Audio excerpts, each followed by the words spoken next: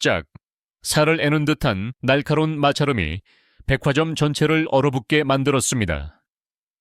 78살 청소부의 뺨 위로 오만함으로 가득 찬 붉은 손자국이 선명하게 새겨졌습니다. 안녕하세요. 구독하고 좋아요를 눌러주세요. 어느 도시에서 시청하고 계신지 댓글에 적어주세요.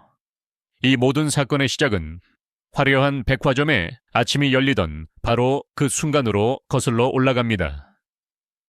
오전 9시 서울의 중심부에 위치한 최고급 백화점의 문이 열리자 천장에서 쏟아지는 화려한 조명 아래로 첫 손님이 들어섰습니다. 52살의 최미경 사모. 그녀는 2억 원을 호가하는 프랑스제 외투를 걸치고 경호원 2명을 대동한 채 마치 여왕의 행차와도 같았습니다. 그녀의 발밑에서 이탈리아산 대리석 바닥을 닦고 있던 78살의 김말수는 조용히 몸을 낮추었습니다. 55살의 한상우 본부장은 수십억 원 규모의 입점 계약이 걸린 최미경의 비위를 맞추느라 안절부절 못하며 그녀의 모든 말에 고개를 조아렸습니다. 최미경은 경멸이 가득한 눈으로 말순을 훑어보며 말했습니다. 본부장님, 저런 늙고 지저분한 사람이 백화점 품격을 떨어뜨리잖아요. 청소부는 바닥만 봐야지. 왜 우리 귀한 손님들 눈에 거슬리게 하는 거죠? 그 모욕적인 말이 끝나기 무섭게 그녀의 손바닥이 말순의 뺨을 후려쳤습니다. 말순은 아무 말 없이 고개를 숙였지만 낡은 작업복 주머니 속에서 김창호라는 이름의 이니셜이 새겨진 열쇠고리를 꽉 움켜쥐었습니다. 그녀의 눈빛에는 굴욕이 아닌 차가운 결심이 서리고 있었습니다. 하지만 이것은 앞으로 닥쳐올 거대한 폭풍의 서막에 불과했습니다. 2시간 뒤 사건은 귀빈 전용 보석 매장에서 터졌습니다. 진열대 위에 있던 3천만 원 상당의 다이아몬드 장식핀이 감쪽같이 사라진 것입니다. 매장 전체가 발칵 뒤집혔고 소식을 듣고 달려온 최미경은 기다렸다는 듯이 소리쳤습니다. 범인은 뻔하잖아요. 저 청소부 할머니 짓이에요. 가난은 버릇이라 훔치는 손이 따로 있는 법이죠. 한상구 본부장은 다급하게 감시 카메라 확인을 지시했지만 공교롭게도 말순이 그 구역을 청소하던 정확히 10분 동안의 녹화 영상에 오류가 발생했다는 믿기 힘든 보고가 올라왔습니다. 최미경의 주장에 날개가 달렸고 말순은 순식간에 모든 직원이 지켜보는 앞에서 파렴치한 도둑으로 몰렸습니다. 그녀의 작은 손가방과 낡은 청소 도구함까지 샅샅이 뒤지는 굴욕적인 수색이 이어졌지만 당연히 장식핀은 나오지 않았습니다. 분명 어딘가에 숨겼을 거야.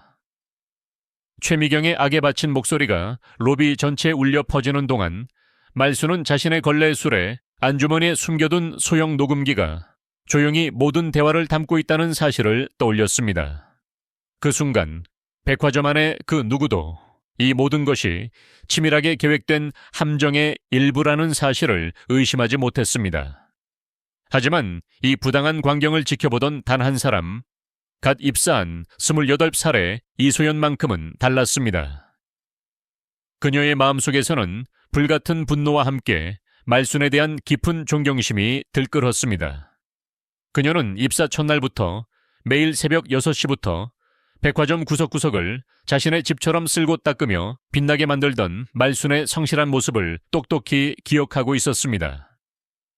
모두가 말순을 의심하고 손가락질할 때 소연은 몰래 발걸음을 옮겨 아무도 찾지 않는 지하의 설비실로 향했습니다. 그녀는 담당 기사의 바짓가랑이라도 붙잡을 심정으로 간절히 애원했습니다. 기사님, 제발 부탁드려요. 예비 저장 장치에 있는 원본 영상이라도 한 번만 보게 해주세요. 그녀의 진심 어린 호소에 마음이 움직인 기사는 망설이다가 마침내 예비 저장 장치에 접속했습니다. 그리고 그곳에는 공식적으로 오류가 발생했다던 바로 그 시간대의 영상이 멀쩡하게 저장되어 있었습니다. 화면을 지켜보던 소연의 눈이 경악으로 커졌습니다. 영상 속에는 말순이 아닌 전혀 예상치 못한 인물의 충격적인 행동이 고스란히 담겨 있었기 때문입니다. 그날 밤 모든 소란이 잠든 깊은 어둠 속에서 진짜 이야기가 시작되고 있었습니다. 말수는 서울 변두리의 작은 단칸방에서 조용히 전화기를 들었습니다. 오, 변호사. 나요. 예정대로 진행해요. 내일 오전 9시 10으로 공시하고 임시 주주총회를 소집하세요. 수화기 너머에서는 20년간 그녀를 보좌해온 국내 최고 법무법인 대표의 정중한 목소리가 흘러나왔습니다. 알겠습니다, 회장님. 전화를 끄는 말수는 방 한쪽에 놓인 낡은 서류함을 열었습니다.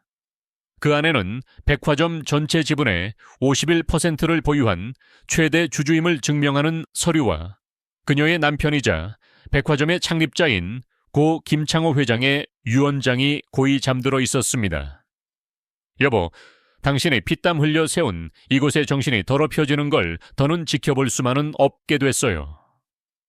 그녀는 20년간의 긴 침묵을 깨고 자신이 직접 만든 거대한 왕국을 되찾기 위한 마지막 전쟁을 준비하고 있었습니다. 불의는 이소연의 젊은 피를 들끓게 했습니다. 그녀는 자신의 자리로 돌아가는 대신 차가운 공기가 감도는 지하 설비실로 향했습니다. 그곳에서 그녀는 담당 기사에게 거의 애원하다시피 매달렸습니다. 기사님, 딱 한 번만요. 제발 부탁드립니다. 예비 저장 장치에 있는 원본 영상이라도 확인하게 해주세요. 처음에는 규정 위반이라며 손사래를 치던 기사도 그녀의 눈물 어린 간청에 결국 마음이 흔들렸습니다. 마침내 그의 손끝에서 열린 예비 저장 장치의 기록 속에는 공식적으로는 오류가 발생했다던 바로 그 시간대의 영상이 선명하게 살아 숨쉬고 있었습니다. 숨을 죽이고 화면을 지켜보던 소연의 두 눈이 믿을 수 없다는 듯 커졌습니다. 화면 속에서 3천만 원짜리 장식핀을 슬쩍 자신의 가방에 집어넣은 범인은 말순이 아니었습니다. 그 인물은 바로 그토록 고고한 척하던 최미경의 화려한 일행 중 한 명이었습니다. 정의가 승리할 것이라는 희미한 희망을 품고 이소연은 영상이 담긴 저장 장치를 들고 곧장 한상구 본부장의 사무실로 달려갔습니다. 본부장님, 이것 좀 보세요. 말순 이모님은 결백합니다. 그녀가 흥분해서 외쳤지만 한상구의 반응은 예상과 달랐습니다. 그의 책상 위에는 최미경의 남편 회사가 보낸 것으로 보이는 두툼한 검은 돈 봉투가 놓여 있었습니다. 그의 머릿속에서는 수십억 원짜리 계약과 자신의 안위 그리고 희미하게 남은 양심이 치열하게 싸우고 있었습니다. 잠시 동안의 침묵 끝에 그는 차가운 결정을 내렸습니다. 그는 소연의 손에서 저장 장치를 빼앗아 자신의 책상 서랍을 열었습니다. 그리고는 그 결정적인 증거를 서류더미 아래 깊숙이 밀어넣고 차가운 금속음과 함께 열쇠를 돌려 잠가버렸습니다. 그 순간 이소연의 심장은 차갑게 가라앉았습니다. 진실은 그렇게 권력과 돈 앞에서 무력하게 묻혀버리는 듯했습니다. 이제 그녀가 할 수 있는 일은 아무것도 없었습니다. 하지만 진짜 싸움은 전혀 다른 곳에서 아무도 모르게 준비되고 있었습니다. 화려한 백화점과는 거리가 먼 성북구의 조용한 골목에 위치한 그녀의 작은 단칸방에서 김말수는 조용히 전화기를 들었습니다. 오진혁 변호사, 나요. 그녀의 목소리는 낮고 차분했지만 그 안에는 강철 같은 의지가 담겨 있었습니다. 그녀는 지난 20년간 자신의 곁을 지켜온 국내 최고 법무법인의 대표에게 지시를 내렸습니다. 내일 아침 9시 정각 임시 주주총회 소집을 공시하세요. 이제 때가 됐어요. 때가 됐어요. 그녀는 평범한 청소부가 아니었습니다. 그녀는 이 거대한 백화점 전체 지분의 51%를 보유한 절대적인 지배주주이자 20년 전 세상을 떠난 창립자 고 김창호 회장의 숨겨진 아내이자 유일한 상속인이었습니다. 사람을 진정으로 알려면 가장 낮은 곳에서 그들의 눈을 보아야 한다던 남편의 유언을 지키기 위해 그녀는 지난 20년간 스스로를 그림자 속에 가두었던 것입니다. 말수는 전화기를 내려놓고 낡았지만 위험을 잃지 않은 서류들을 펼쳐보았습니다. 그 안에는 남편의 유언장이 있었습니다. 그것은 단순한 재산 상속에 관한 문서가 아니었습니다. 그곳에는 이 백화점은 물건을 파는 곳이 아니라 모든 사람이 존중받는 공간이어야 한다는 남편의 뜨거운 철학이 고스란히 담겨 있었습니다. 최미경의 오만함과 한상구의 비겁함은 그 철학을 뿌리째 흔들고 있었습니다. 더 이상은 지켜볼 수만은 없었습니다. 내일 아침 9시, 심판의 시간이 다가오고 있었습니다. 20년간의 길고 긴 침묵은 마침내 세상을 뒤흔드는 거대한 포효로 깨어날 준비를 마쳤습니다. 다음 날 아침, 백화점의 공기는 마치 폭풍전야처럼 무겁고 축축했습니다. 이소연은 밤새 한숨도 자지 못했습니다. 그녀의 머릿속에서는 정의감과 무력감이 뒤엉켜 격렬하게 충돌했습니다. 결국 그녀는 마지막 지푸라기라도 잡는 심정으로 본부장실이 아닌 지하 청소용품 보관실로 향했습니다. 그곳에서 그녀는 묵묵히 청소 도구를 정리하고 있는 말순을 발견했습니다. 이모님, 이렇게 가만히 계시면 안 돼요. 제가 본부장님께 다시 말씀드려 볼게요. 소연이 울먹이며 말했지만 말순의 표정은 꽤로 평온했습니다. 그녀는 오히려 소연의 손을 따뜻하게 잡아주며 말했습니다. 소연 씨, 괜찮아요. 모든 것은 제자리로 돌아가게 될 거예요. 그 순간 보관실 문이 거칠게 열리고 한상우 본부장이 굳은 얼굴로 들어섰습니다. 그의 손에는 하얀 봉투 하나가 들려 있었습니다. 김말순 씨, 그동안 수고 많았습니다. 오늘부로 권고사직입니다. 한상구의 목소리는 감정 없이 차가웠습니다. 그의 눈은 말순을 똑바로 쳐다보지 못하고 바닥을 향해 있었습니다. 이소연은 절망감에 숨이 멎는 것 같았습니다. 본부장님, 어떻게 이러실 수 있어요? 이모님은 아무 잘못도 없으시단 말이에요. 그녀의 외침에도 불구하고 말순은 놀라울 정도로 침착하게 사직서를 받아들었습니다. 알겠습니다. 그동안 감사했습니다. 그녀의 담담한 태도에 오히려 한상구의 얼굴이 당혹감으로 일그러졌습니다. 오후 2시, 백화점 창립 40주년을 기념하는 화려한 행사가 시작되었습니다. 최미경은 마치 개선 장군처럼 기자들 앞에서 오후 2시 백화점 창립 40주년을 기념하는 화려한 행사가 시작되었습니다. 최미경은 마치 개선 장군처럼 기자들 앞에서 남편 회사와의 수십억 원대 입점 계약을 발표하며 인생 최고의 순간을 만끽하고 있었습니다. 저희 회사가 들어오면 이 백화점의 품격은 한 단계 더 올라갈 겁니다. 그녀가 오만한 미소를 지으며 말하는 바로 그 순간, 행사장 대형 화면에 상영되던 창립자 기념 영상이 갑자기 지지직거리며 멈췄습니다. 모든 사람들의 시선이 화면으로 쏠렸고 곧이어 나타난 것은 법무법인 대표 오진혁 변호사의 엄숙한 얼굴이었습니다. 긴급 발표가 있겠습니다. 본 백화점의 최대 주주 요청에 따라 지금부터 모든 것을 바로잡고자 합니다. 행사장은 술렁이기 시작했고 최미경의 얼굴에서 웃음기가 사라졌습니다. 그녀의 심장이 불길한 예감으로 차갑게 내려앉았습니다. 롯데백화점의 최대 주주이자 실질적인 소유주는 창립자 김창호 회장의 배우자이신 김말순 회장님이십니다. 오 변호사의 선언과 함께 모든 조명이 행사장 뒤편에 한 사람에게로 집중되었습니다. 그곳에는 방금 전까지 낡은 작업복을 입고 있던 바로 그 청소부 김말순이 서 있었습니다. 행사장은 숨을 멎은 듯한 충격적인 정적에 휩싸였습니다. 최미경은 자신의 눈을 의심하며 비틀거렸고 한상구는 그 자리에서 돌처럼 굳어버렸습니다.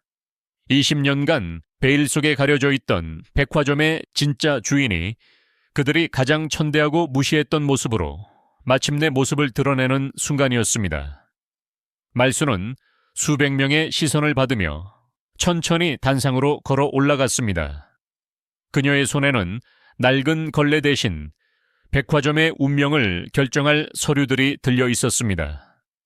어제까지 바닥을 기던 청소부가 오늘 모두의 머리 위에서는 여왕이 되었습니다. 단상에 선 말순은 더 이상 주눅든 청소부가 아니었습니다.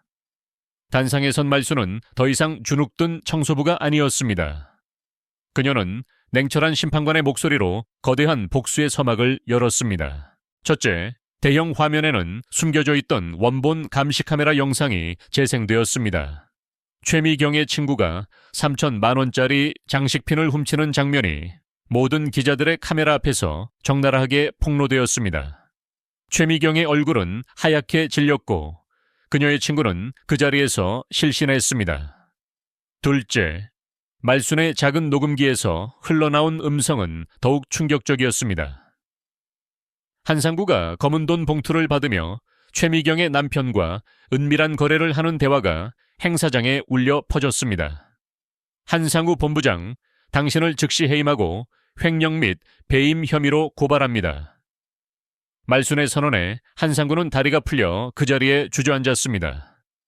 마지막으로 그녀는 최미경을 향해 차가운 시선을 던졌습니다. 최미경 씨 남편 회사와의 수십억 원대 입점 계약은 지금 이 순간부로 파기합니다. 바로 그 순간 마치 약속이라도 한 듯 말순의 휴대폰이 울렸고 스피커폰을 통해 은행원의 다급한 목소리가 흘러나왔습니다. 회장님, 방금 최미경 씨 남편 회사의 주가가 폭락하며 부도 처리되었습니다. 최미경은 비명조차 지르지 못하고 그대로 바닥에 쓰러졌습니다. 오만했던 자들의 세계가 단 몇 분 만에 산산조각 나는 순간이었습니다. 모든 폭풍이 지나간 후 말순은 새로운 백화점의 미래를 선포했습니다. 청소직을 포함한 모든 현장 직원의 임금을 2배로 인상하고 직원 자녀들을 위한 장학재단을 설립하며 무엇보다 진실을 위해 용기를 냈던 이소연을 고객 신뢰팀장으로 임명하는 파격적인 인사였습니다. 행사장은 뜨거운 박수와 환호로 가득 찼고 직원들의 얼굴에는 눈물과 함께 희망의 미소가 피어났습니다. 말순은 마지막으로 마이크를 잡고 말했습니다. 사람의 가치는 지갑이 아니라 마음에서 나옵니다. 이 백화점은 물건을 파는 곳이 아니라 사람의 마음을 얻는 곳이 될 것입니다. 바닥을 닦는 손이 곧 이 집의 품격임을 기억해 주십시오. 그날 이후 백화점은 완전히 새로 태어났습니다. 말순은 여전히 가끔 낡은 작업복을 입고 로비 바닥을 닦았습니다. 그것은 그녀에게 가장 중요한 일, 바로 가장 낮은 곳에서 사람의 마음을 얻는 일이었기 때문입니다. 반짝이는 대리석 바닥에는 수많은 사람들의 땀과 존엄, 그리고 한결같이 그 자리를 지켜온 한 여성의 위대한 승리가 영원히 빛나고 있었습니다. 1년이라는 시간이 흐른 뒤 백화점은 이전의 차가운 위계 질서가 아닌 따스한 온기로 가득 차 있었습니다. 회장님의 백화점이라는 애칭으로 불리며 이곳은 단순한 쇼핑 공간을 넘어 사람의 가치를 존중하는 상징적인 장소로 거듭났습니다. 매출은 역설적으로 사상 최고치를 경신했는데 이는 값비싼 물건이 아닌 진심 어린 서비스와 직원들의 자부심이 고객들의 마음을 사로잡았기 때문입니다. 고객 신뢰